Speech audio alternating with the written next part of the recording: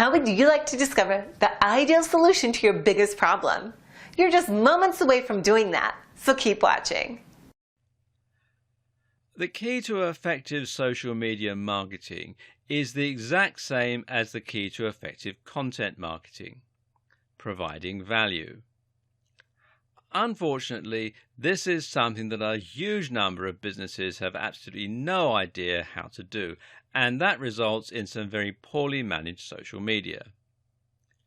Take a look at the social media pages of your typical local B2B companies, and you'll find that they tend to post some rather uninspiring and vapid statuses and posts. You'll see things like, "Find out why our content management solution is the best in the business," and "Order our EPOS system today and start serving your customers better." Well, this is nothing but blatant self-promotion, and not even interesting self-promotion. Ask yourself, why would anyone be interested in following that? What are they gaining by reading your posts? One of the single most important questions to ask when looking at your social media or your content is, would you read it? If not, then you need to do something to make it more interesting. This means your social media now needs to provide some kind of purpose for the viewer. It should be interesting, it should be entertaining, and it should be useful, or it should be inspiring. Inspiring social media can work particularly well. Take a look at Instagram and you'll find lots of accounts filled with people wearing stunning clothes, posing to show off their rippling muscles, or even just showing off their wealthy lifestyle. Then there are the travel accounts with lots of pictures of beautiful mountain ranges and sunsets. Why do these work? Well, because people see those channels and feel inspired. They live vicariously through them and enjoy daydreaming about having a life like that. They know that if they follow that account, they'll be shown many more similarly inspiring posts, and they continue to live the dream. And guess what? When you then promote a piece of clothing or an ebook on how to get fit, they listen. Examples of popular Facebook pages are things like IFL Science, which posts links to articles with some really eye-catching titles and gets tons of likes and tons of shares as a result. The best Twitter accounts are ones run by personal brands that let fans feel as though they are really getting to know them, with insights into their daily routines, with jokes, or with insider tips. Want to make a splash on Pinterest? Then how about creating a board to show off life hacks, or to demonstrate great outfit choices, or workout inspiration? The aim again is to provide real value, and the way to know if you're doing this well is to ask yourself, would people be disappointed if you stopped posting to your account? Not just your blog, but your social media channels. Your social media needs to be able to stand on its own 2 feet and be something people enjoy in its own right. That's how you gain followers and shares, and it's how you get people to visit your site and buy your products. Once again, from there, the key is to post regularly and to be consistently on topic. Don't create a blog on fitness, but continuously post on social media about your love of gardening, or people will get tired and leave. How frequently should this be? Well, ideally, the more frequently you post, the better. Several times a day is generally recommended, especially since the likes of Facebook will only show each post to a small percentage of your followers. Now let's look at some more tips for getting your social media right. One thing you might be wondering is how you can provide this kind of entertaining, engaging value when you run a website about life insurance. What could you possibly do on Instagram or Pinterest that would be appropriate? Well, the answer is not to think about the service directly, but rather about the value proposition and the audience. Your aim is to post things that will be interesting to the same demographic and will be relevant, but this doesn't have to mean you only ever post directly about life insurance. One example of this might be to make an Instagram account about all the ways to spend time with your family and take care of them as a mum and dad.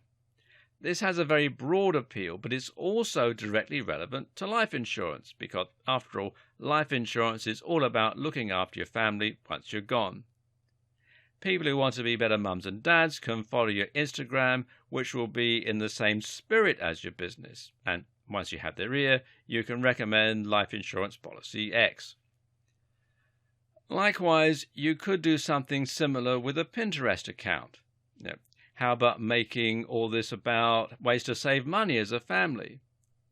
You could show money-saving hacks, budgeting tips, etc., and use that to promote your life insurance as the best financial option, or your website as the best place to learn about life insurance.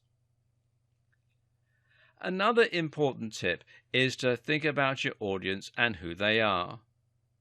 If you want people to share your posts, and this is the best way to ensure they reach the maximum number of people, then you need to be sure you're targeting your audience specifically. This is important, seeing as trying to reach too wide an audience will ultimately mean that you don't specifically appeal to anyone. This is the mistake a lot of people make with their posts on how to get abs. They think that they need to appeal to everyone, and thus they end up with very safe and very generic content. But content performs best when it's targeting specifically at a particular type of person. This all relates to the psychology of sharing. Why do we ever share content? Well, there are two simple reasons: to express ourselves or to communicate. We communicate by sharing things that we think will appeal to someone we know. If you see a post on how working from home turns your brain to mush, then you're going to share that with your friend Bill, who works from home, as a cheeky joke, as a way to help them work from home better, or perhaps just a way to show that you're thinking of them. If you work from home yourself, then you might post it to express how you feel about working from home and to help others understand you better. But notice that in both scenarios, the post only works because it applies so specifically to people who work from home. While being very specific might appear to exclude potential customers, it makes it much easier for you to market to a particular type of person who is likely to buy from you. And to make this work, you need to spend some time profiling what that person is like. How old are they? What gender are they? What are their hobbies? What websites do they spend time on? You'll see why this is even more important shortly.